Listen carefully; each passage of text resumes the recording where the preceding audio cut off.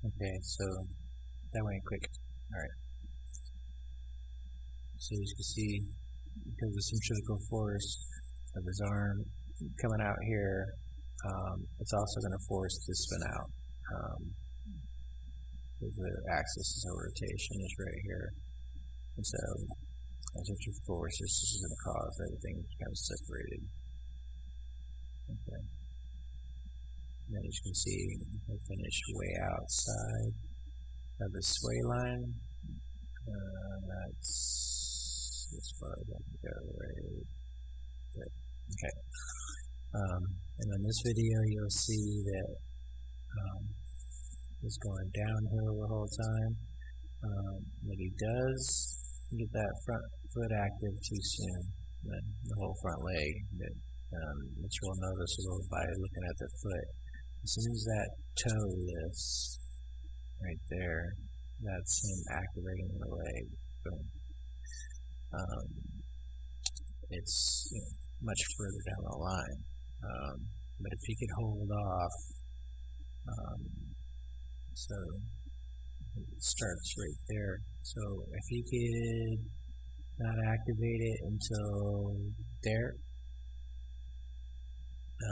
if he can hold it right there, or that front knee firing first, it'll allow him to land over here further, which is what he wants.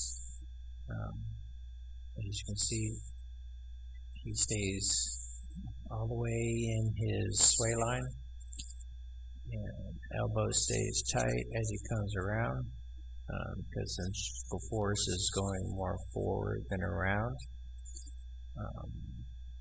And he finishes all the way through within it.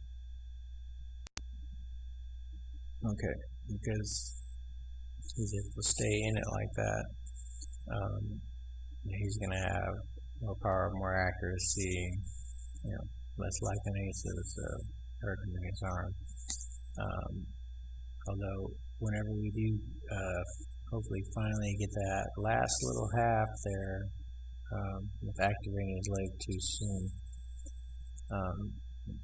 smart his foot plant. As you can see, he's still having to point his foot straight, so that way he can compensate for activating his leg too soon. And you can see why he hurt his knee. You can see how it has an outward force going in that direction. It's going in that direction, so that way it can straighten out. So it's pushing it out like that, and so that's why he was having so much knee pain. He's just doing that over and over and over again, because your knee's not supposed to flex like that constantly. So we get him to not activate his foot so soon, it'll land further over here. Now granted, it's only a couple of inches, but that's all he needs is a couple inches. So if his foot lands over here, then it can be at that 45-degree angle roughly, and he'll have more stability and be able to launch himself more over his leg, which will also help with it. Okay, so right here, this is basically it's called a sway line. You want to stay within this line frame. You're staying lateral down towards the catcher. I got these in relatively the same spots. I wanted to capture where the foot is at when it starts. This is peak leg lift. As you can see, the peak leg lift here is lower, and more of a downward tilt. Here it's a higher, more of an upward tilt. You'll also notice that looking at his torso, it's more of a forward tilt, right? And his shoulders are going more down. Whereas here, it's more of a backwards tilt. Right? And his shoulders are a little bit more flat to a little bit elevated on this side. It's kind of hard to tell from this angle. Anyways, just wanted to show the changes just at peak leg lift. And going forward, let's go ahead and move this. And so you see, as he's going forward, first things we kind of notice is the angle of his hips and his foot getting active right away.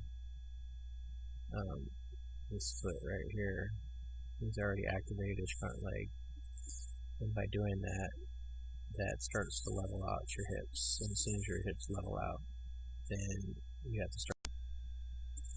Okay, this software sucks. It only gives you 2 minutes to do everything. But I do like it. I'm probably just spend the $50 for it. So anyways,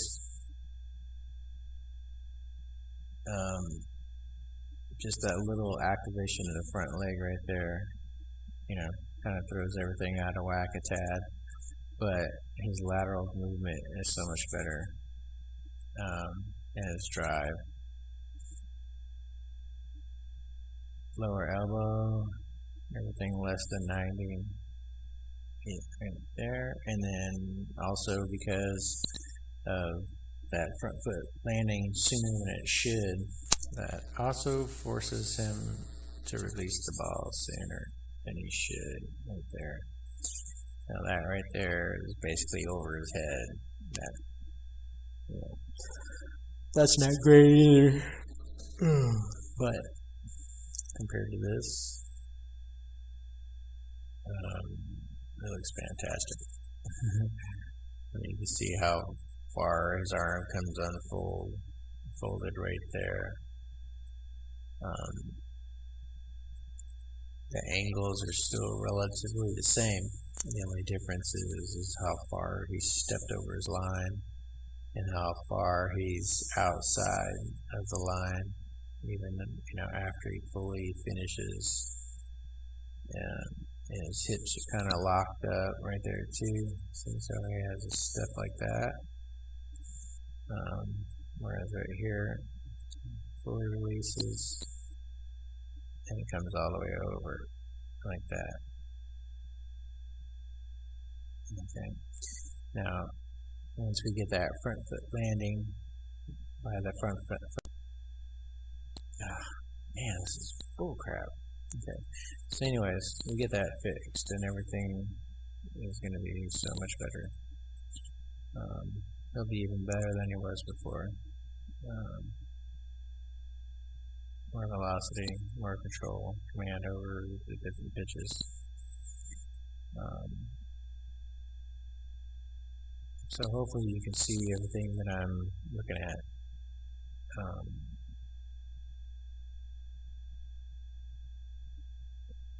You can understand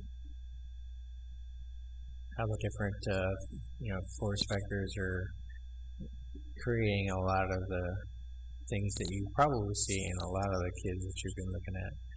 But I'll be honest with you, naked eye, you're never going to be able to catch everything. So you should always try to record your guys. There's lots of software out there. Even this one, the V1, I think the V1 Home, if you purchase it, it's like $40, and you can do side-by-side video comparisons, draw lines on it and everything. But it really helps you. It helps you break everything down. All right, man. Hope this all worked and give you a better idea. And you can see how far along Devin's come just in a couple weeks, really. 3 sessions on our little bitty 12-inch mound, 12 inches long or wide, as long as the mound or the rubber. So this is really the first time he's been in a full-size mound. So 4 times. See you later, man.